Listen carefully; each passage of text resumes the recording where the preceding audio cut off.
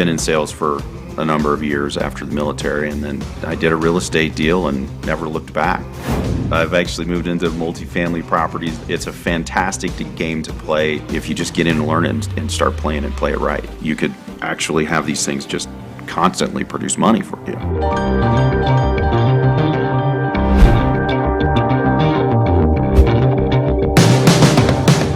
In the Western world, less than 1% of people retire wealthy at the age of 65. But if we truly want to empower the 99% to invest like the top 1%, we have to literally remove all barriers to entry. You know, a lot of people say to me, well, $1, it's not going to change people's lives. And I say, well, I disagree with you. Because if I can change your habits, I can change your financial destiny.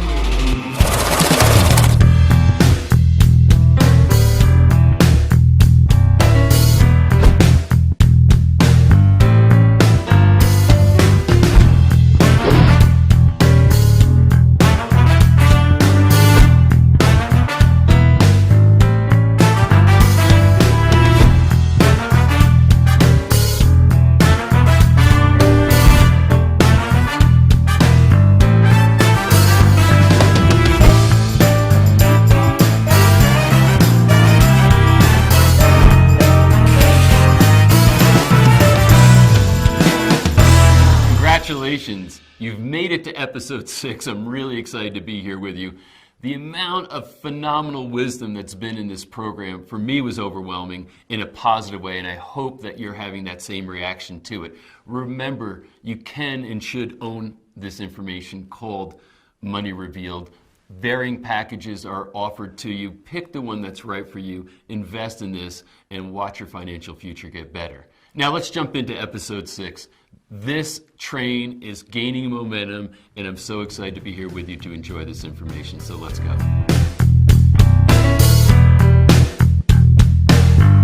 My interview with Ron Phillips changed my mind about a lot of things.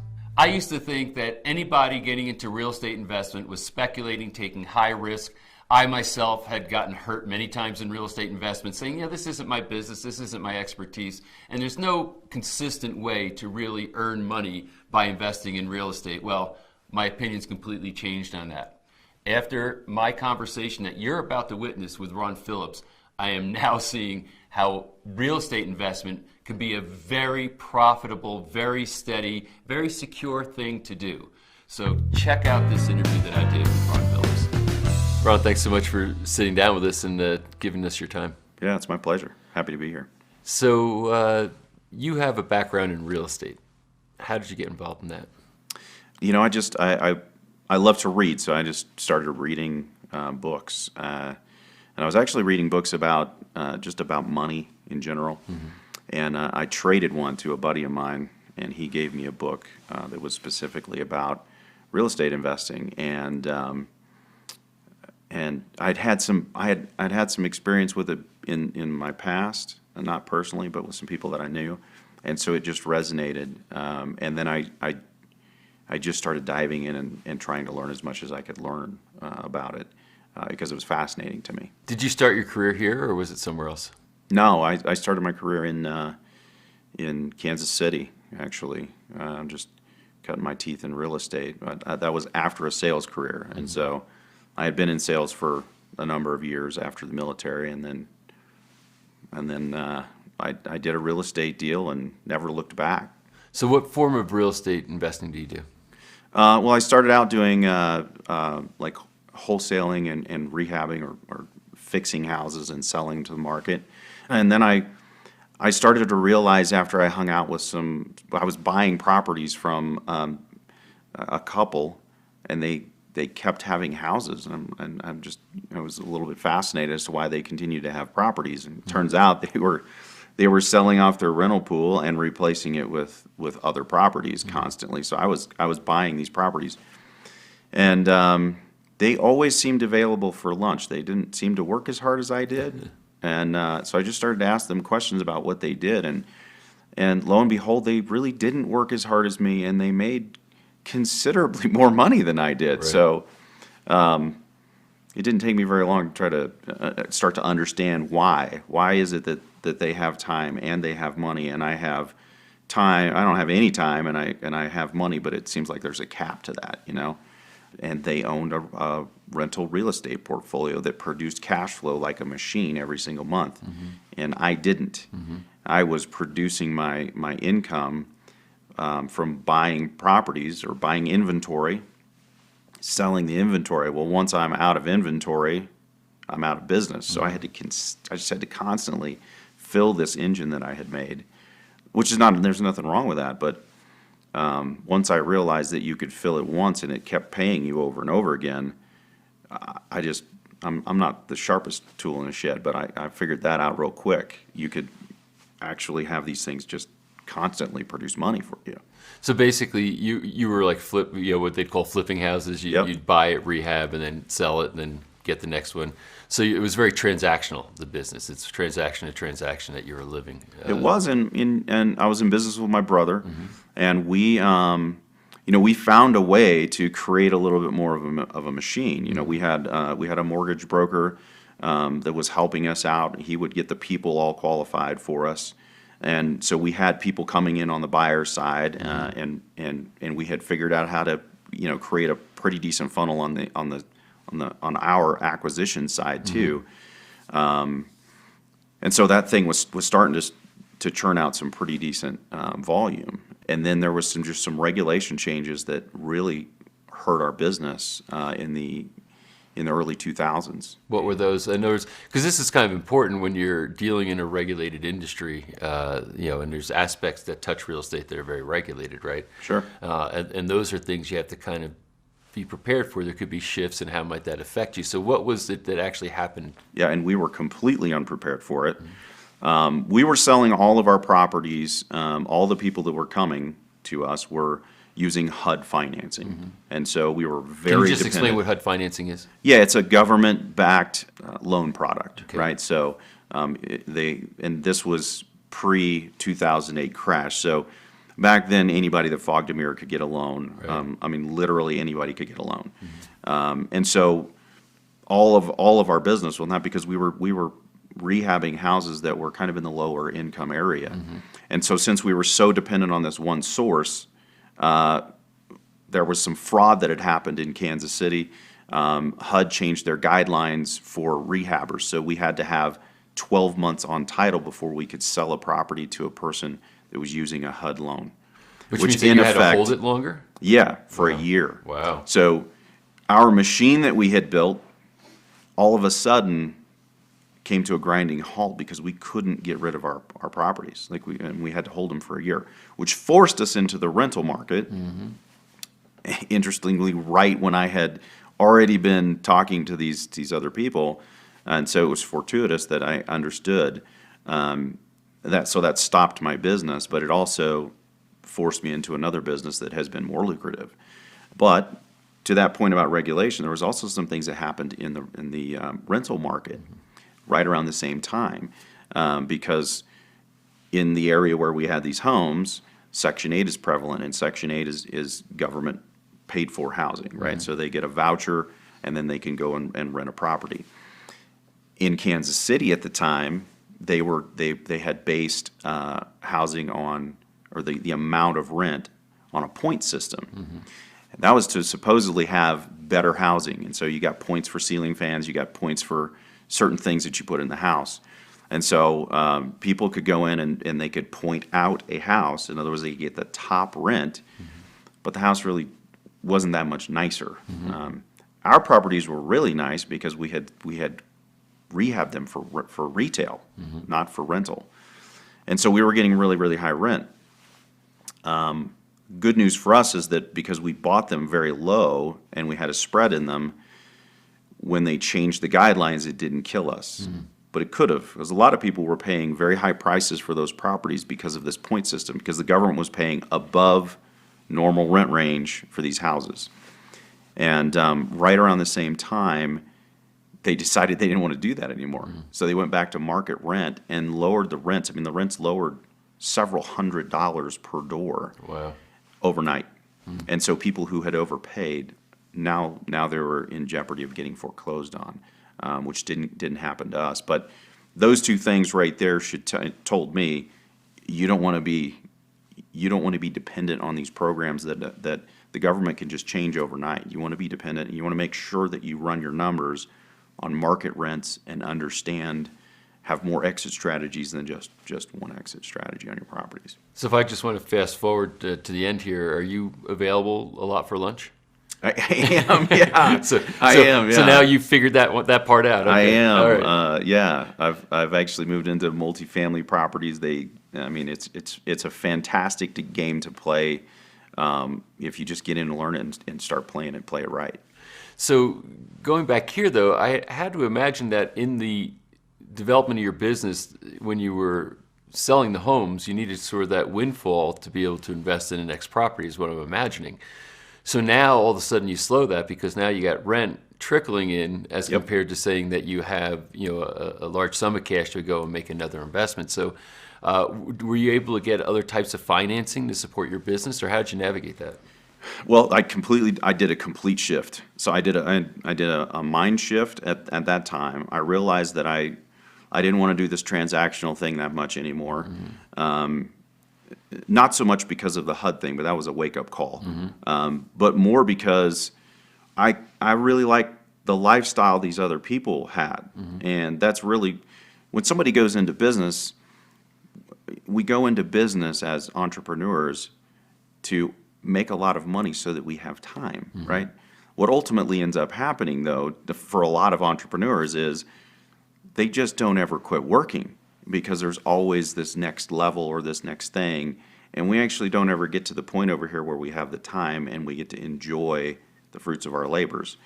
What I saw in these other people, this couple specifically, was that they were doing both. They could add to their portfolio in a small amount of time, and at the same time, their portfolio was continuing to work. It's like having a business where someone is running it and you're just a passive investor of the business. And I didn't have that in the transactional-based business that I had. So I did a complete shift. When I did that complete shift, I realized that I wasn't the only one in that situation. I met another guy who was selling to people in California. So at the time I was in Kansas City, they were selling to people in California because in California, the prices are ridiculously high, especially, this was in 2005, so especially in 2005, and the rents are low. So the numbers don't work. You can't buy a property and cash flow very well, so that passive income doesn't come in. Or you have to put an enormous amount of money down to make them cash flow. Where in the Midwest, it's not like that. Prices are low. The rents for the prices are pretty high. And so the cash flow is really good. So I realized there's all these people out here, they can't do this in their backyard. And I already have all the systems in place right here in Kansas City to make this thing work.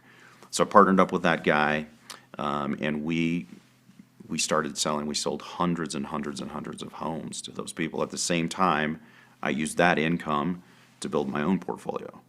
And I just kept doing that. I've been doing that since 2005, helping people purchase investment properties that are managed for them professionally and produce this cash flow that I learned that was a really good thing to help busy professionals do that on their own, because it's hard for them to do it. That's because it's not their business. So are you providing capital for them to do this, or No, so just like my business produces the capital for me to invest in my own, a dentist or a dock worker or whatever it is that a person does for a living, they produce their income, they save it, they buy investment properties with it, just like I'm doing. So it's the exact same thing. They do their business, I do my business. It just happens to be that my business helps them in the pursuit of these rental properties.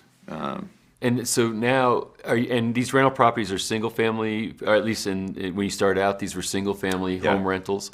Single family duplexes, and some fourplexes. So all smaller residential rental properties. And the market research that you do, the main factors I think you might have cited, I wonder if there's any others, but you said, what is the cost to purchase a home? What are rentals going for in that market?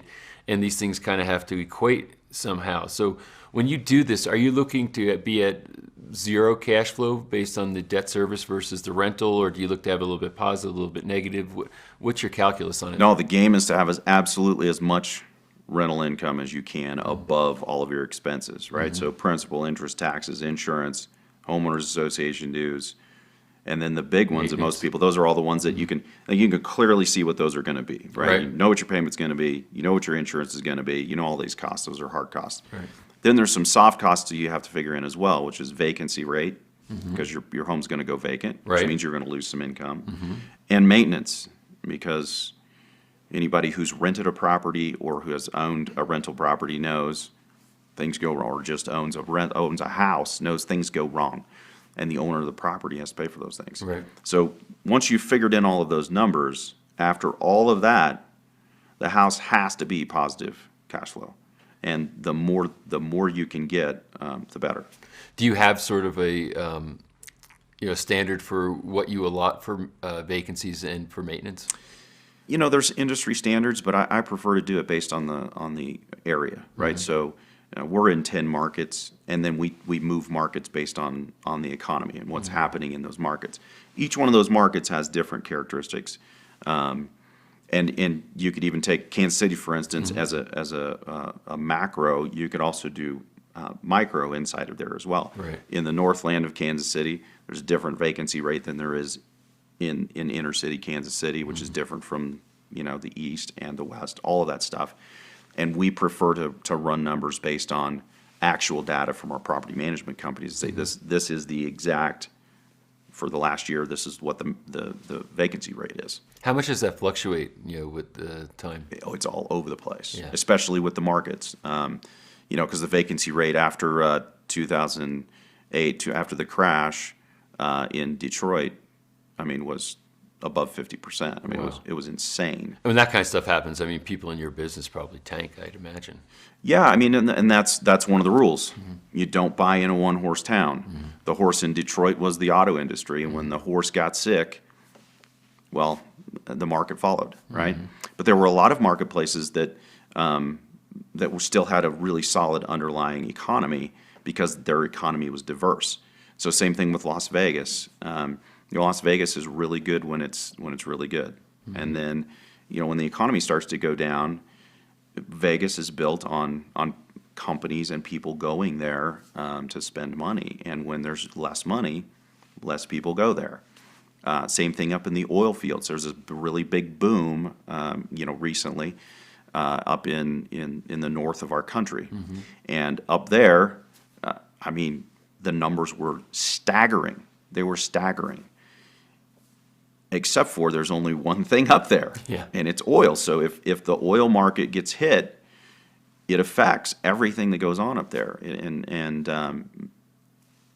I don't want to be in places like that. I want to be in places where if this part of the economy gets hit, I still have a solid base over here, right? So we try to mitigate all of the risk. Can't eliminate it, but you try to mitigate it as much as possible. Well, it's interesting. It's like after 2008, so many people ended up in foreclosure. I imagine the rental markets might have been more demand for people to rent because they couldn't stay and service a mortgage anymore. Absolutely, rents actually increased. So it's funny because if you bought on solid fundamentals in 2008, the month before the crash, so you had all of your numbers dialed in, everything was dialed in. What actually happened with your property is as it lost value, which unless you sell it, the house doesn't get its feelings hurt because it lost value, right? Right. So what actually happened with that is your cash flow rose because rents increased and vacancy rates decreased, right? So it was a perfect storm. At the same time, our mortgage rates stayed and went down, stayed at historic lows and then went down. So you could actually refinance and you could have lower interest rates and then lock them for 30 years, which in effect shorts the dollar long term, right? Yeah, it's very interesting. So do you rely a lot, though, on that equity in the current properties to purchase new ones? Or Nope, not at all. How do you go about that? Not at all. So I never buy and I never encourage other people to buy properties based on appreciation. Appreciation is a gift. And when the market gives you the gift, you harvest the gift and you go buy more properties, right? But you buy properties on fundamentals. You buy them like you would a business. Nobody goes in and buys a business because they think that they're going to make it better. They buy the business on the profit and loss statement. So you go into the business, you look at the P&L, and then you'll get a multiple of whatever that business produces. It's no different with real estate. You've got to go in it and you've got to look at it. Usually you have to build your own P&L on it, which is basically that pro forma. You've got to know what all the costs are, and then you've got to understand what the underlying soft costs are. And when you do that, you buy it based on, pretty good fundamentals. There's always things that could happen there's always risk, right? But you can mitigate the majority of that risk.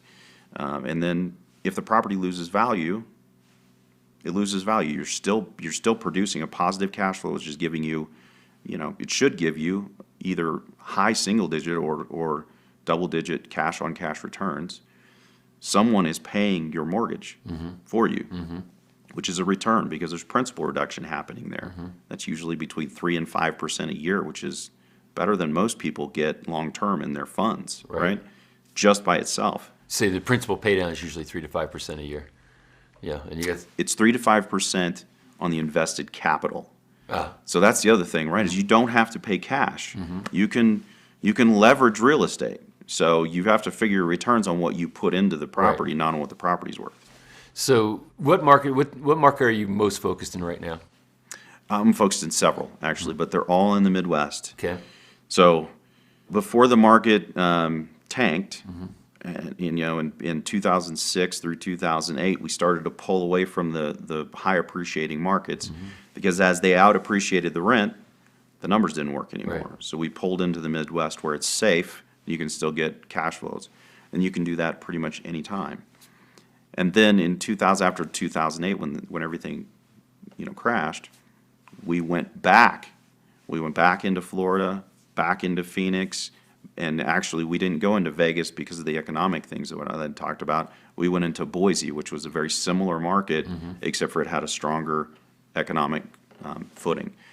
And we bought properties from 2009 to 2012, 13, depending on the market. And then same thing happened. All of those markets have appreciated like crazy. And then by 2014, we were out of all of them. And we went right back into the Midwest. Out of meaning you sold the houses. No, we just stopped selling houses. So we stopped buying there and we stopped selling to our clients there because the fundamentals didn't work anymore. The numbers didn't work anymore.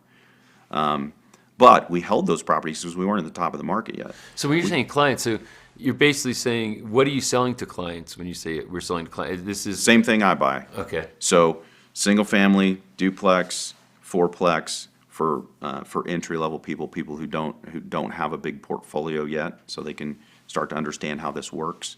And then larger multifamily properties for folks who have some experience and have assets. So you literally have people that, for lack of a better term, follow you around and say, hey, when you're ready to sell some of these properties that are investment properties, we're here to buy them. We're constantly selling them because I can't buy them all. Right. So what my core business does is I realize that there's a demand for this, far more demand than I can personally buy. So what I do is when I go into a marketplace, I put all of the infrastructure in there that I would need anyway. I'm buying properties for myself, and then I do the same thing for my clients. And then they buy and they use the same infrastructure that I'm using in that area. And then when I pull out of that market, that means I just stop selling. It doesn't mean that my infrastructure's gone. My infrastructure's still there. But then we usually wait a few more years, let the market. So right over the past year, we've been telling people, look, in Boise and Phoenix and Florida, these markets have appreciated like crazy. And I don't know how much longer they have. Anybody who tells you that they do is lying to you. Right. Nobody knows. But I know that you have appreciated substantial amount. The market has given you a gift. You may have put $50,000 into this property over here, but that property is now worth $200,000 more. Right. So take your $250,000 and then you go do it 4 more times. So you've added 4 properties to the original one that you bought. That's the name of the game because they didn't put any more of their own money in there. The market gave them that money. And if you harvest it and don't wait for the market to crash, you can leverage that into more properties.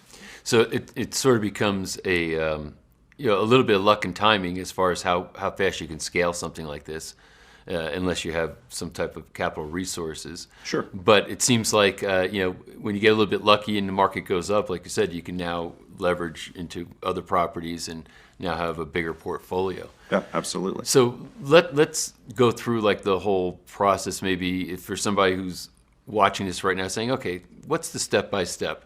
You're in a place like Boise or like somewhere in the Midwest or Florida, and now you're going to look for a home, you're going to negotiate, you're going to purchase it, you're going to maybe do some things to it, you're going to put it on the rental market.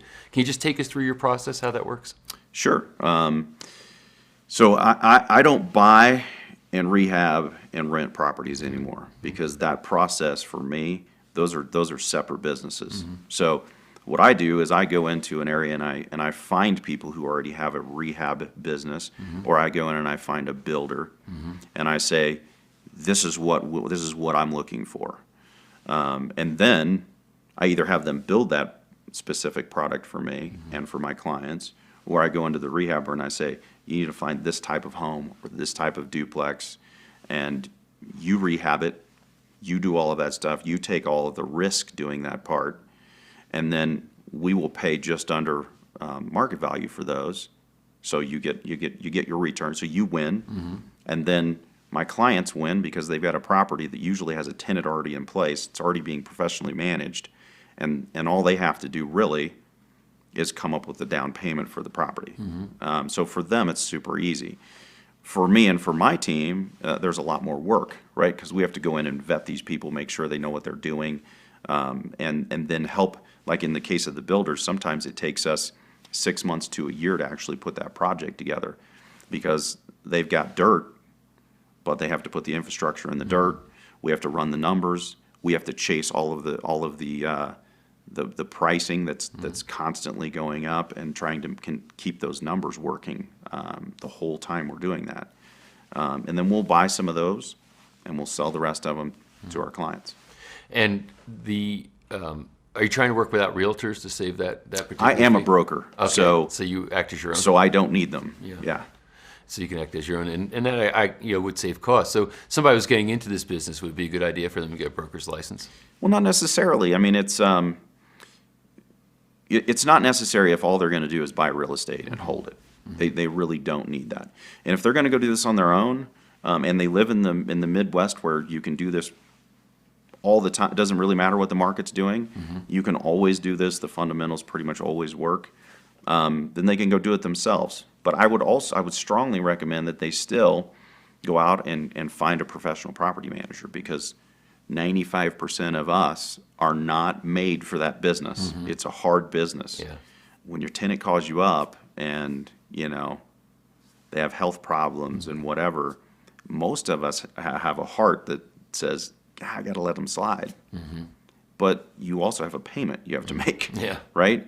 And it's business. So having a management company that can sort through that stuff for you and also take the calls about the toilet, take the calls about all the stuff that you don't want that's in the middle of the night, that affects your personal life, they take all of that stuff for you and all of the headache and the angry tenants and all of the stuff you don't want to do. So I strongly encourage people, even if they're buying in their own market, to find a professional property management company. And Is that a major part when you talk about the infrastructure you put in? Is It a is. major part of that is the property management? It is the absolute key to making this thing work. So if you have a solid property management company, they can take a mediocre investment and turn it into one that's pretty good. What percentage of revenue do you